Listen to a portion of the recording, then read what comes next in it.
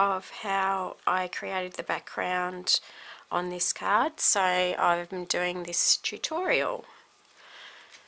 First of all, start with some watercolour paper, and you're going to need Versamark and a embossing buddy and white embossing powder.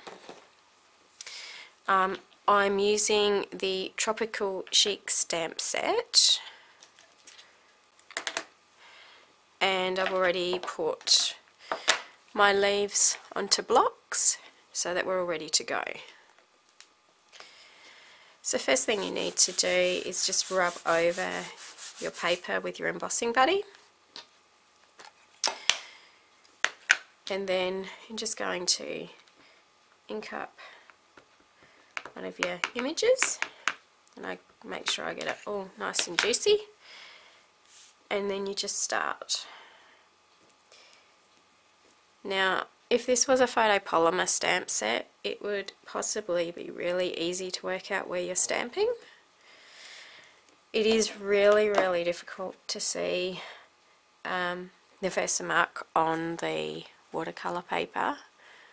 You can maybe just see a really faint image, so I chose to actually emboss each image individually as I did my card.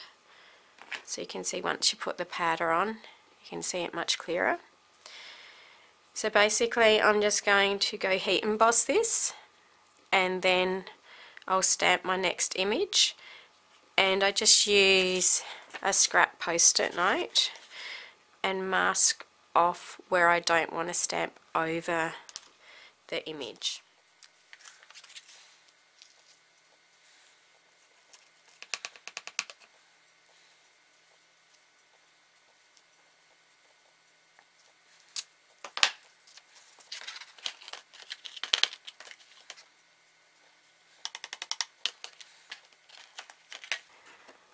So you can see the image slightly different there between the embossed one and the powder, and I'm just going to keep working my way along, changing up the different leaves as I go until I've gone right across the width.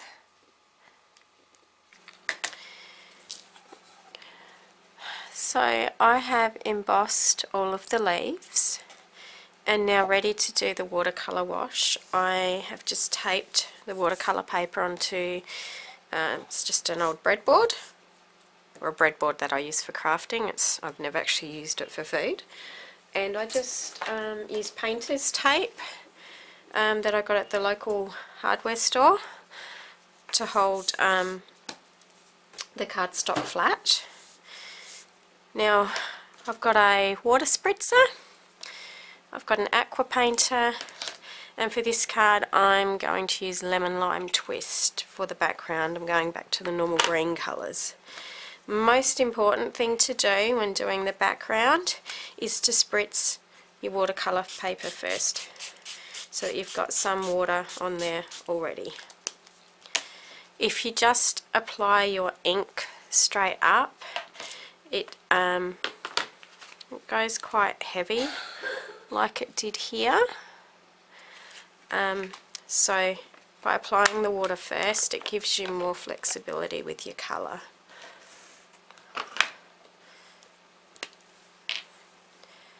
So then I just start putting in the ink, and you just leave it on there.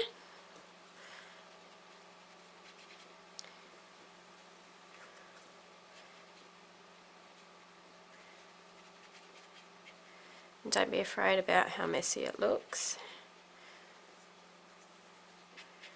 I'm just going to put a wash all over. Darker in some places than others. And what we're actually doing by leaving it on is letting it soak into the watercolour paper a bit.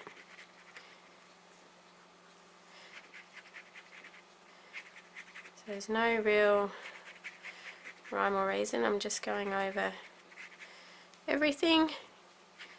If you want to leave some areas blank, you can. So now I've just got paper towel, and then just blot up your excess water. It will take out some of the colour that you've just applied, as you can see, but you can start to see that you are building that watercolour wash background. So depending how vivid or pastel you want it, you can either leave it like it or you can keep building your colour. I'm just going to do a few more. Now see how that's gone on really thick? That's because I've taken up all the water from the original spritz. That's why it's gone a bit darker there. So I'm just actually going to, rather than spritz, actually if you do this, this is actually pretty cool. I'm going to put a whole heap of ink down,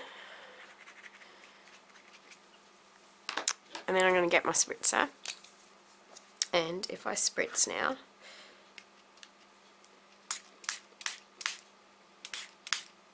it starts to create a splatter, which is really cool. Oh, I didn't actually plan to do that. Well, this could be interesting.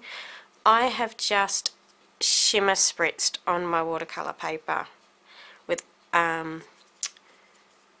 alcohol spray and frost white. This will be interesting now, because you can actually see it's changed it a bit, which is why it didn't splatter like I was expecting it to. Alright, let's keep going with that.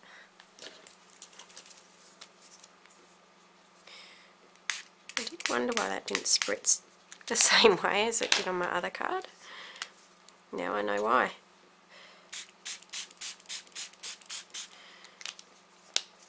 Alright.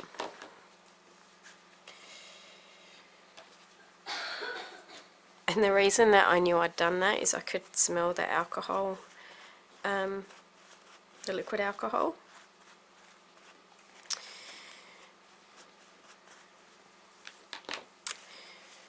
So, I wonder if it will just all soak up or what. Time will tell. So, I've got some different shades happening there. I still think I want to build up my green a bit, so I'm going to keep going. I'm going to get my water and spray a bit.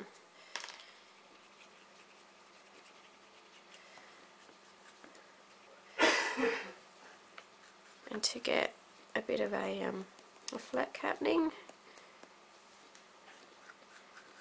load up your brush and just start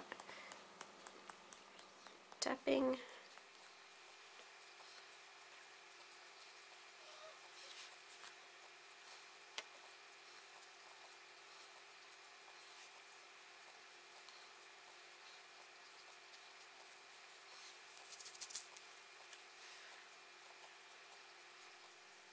So I'll just do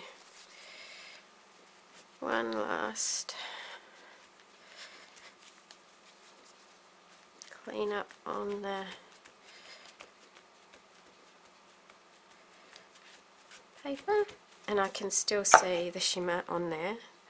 I don't know if that's going to show or not. I'm sure we'll be able to get a shot later. Now you need to let that dry thoroughly before you decide to put it onto your card base. But that's how I've done, well, that's the general idea of the embossing with the white powder, spritzing with water, and then laying on your ink with an aqua painter.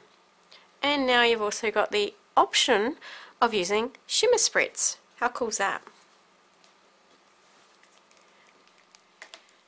So to get the two-tone flowers, I use daubers, and I just do the centre of the flower, and then using the other one I just go around the edge.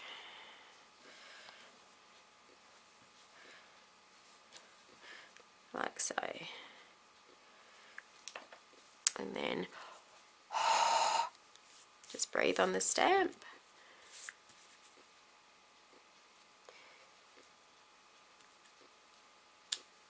And there you go. You have your beautiful two-tone flower. So once you've die cut your flowers, you just need to use this single thinlet and cut out some additional leaves. For this one, I've actually incorporated some granny apple green in with the lemon lime twist, just to make it pop a little bit more with how the watercolour wash has worked. So now I'm going to pop the flowers up on dimensionals and put the leaves in underneath.